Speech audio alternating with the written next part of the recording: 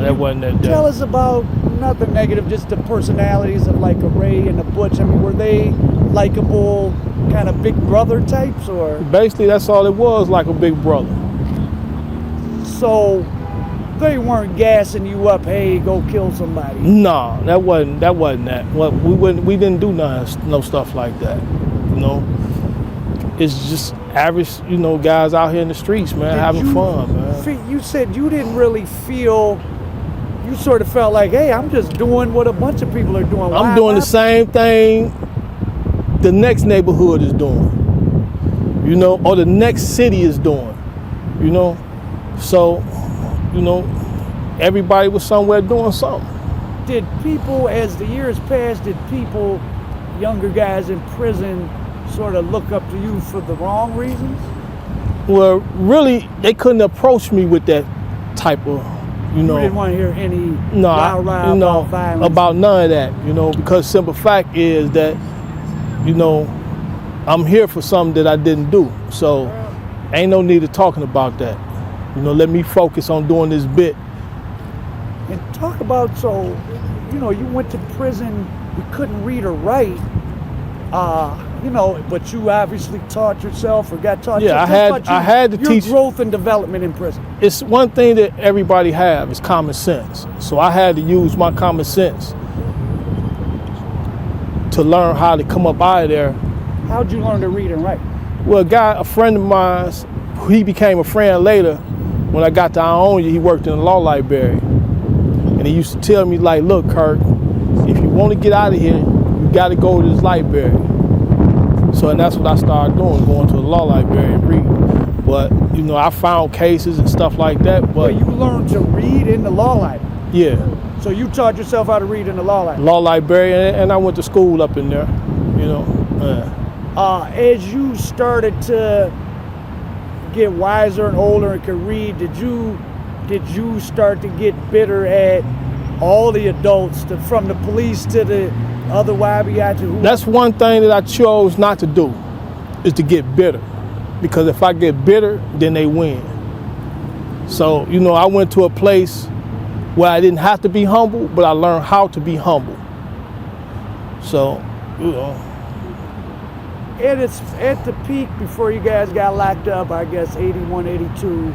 It was 82, December 7, 1982. Okay, so in 81 or summer 82, what did it feel like to be a real YBI? A real YBI? Like in terms of you rolling around with the fellas, like it was legendary.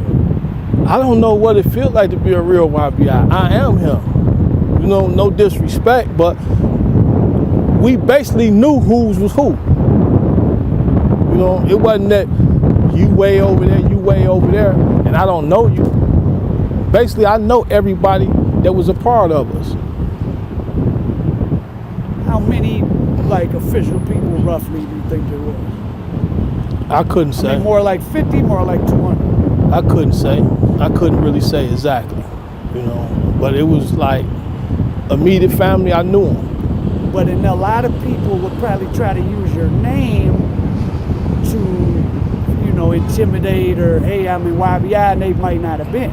Yeah, so could a lot of things been attributed to you guys that weren't you guys? A whole lot of things was pointed at us that wasn't. Like, you know, like to Kerry Goins, when he shot the police. You know, that's a friend of mine, but he never was with us. Really? But they put that on us and said he was a young boy and he wasn't with us. Really? Yeah. So yeah, that's one of the infamous cases that really got the spotlight on you guys hard. And you're saying those guys on the corner. Kerry wasn't never. Kerry, he was never with us. Philadelphia and Woodward, right? Yeah, he was never with us. But I know him. You know, we real close. Now, or you mean back? Right now, but back then I didn't really know him. Oh, Kerry's around. Yeah, he's still around. He out here now. Oh, that might be somebody to interview, maybe. Yeah. Because he got a kind of a good deal considering what happened. I don't know exactly what happened. All I heard was somebody that was supposed to have been with us just shot some police, and I'm like, whoa, who? Then when they said who it was, I'm like, he ain't with us. Everybody was like, he ain't with us. He with you? No. Yeah. So those guys were just selling drugs on their own. Yeah, it was just somebody out there on their own. How and tell, for people not from Detroit, I mean, drug dealing by the early 80s became like working at McDonald's. It was just a thing a lot of kids did. It wasn't hard to get involved in on a low level. It was with us. Right, but We I mean, had just to in know general. who you. We had to know who you was.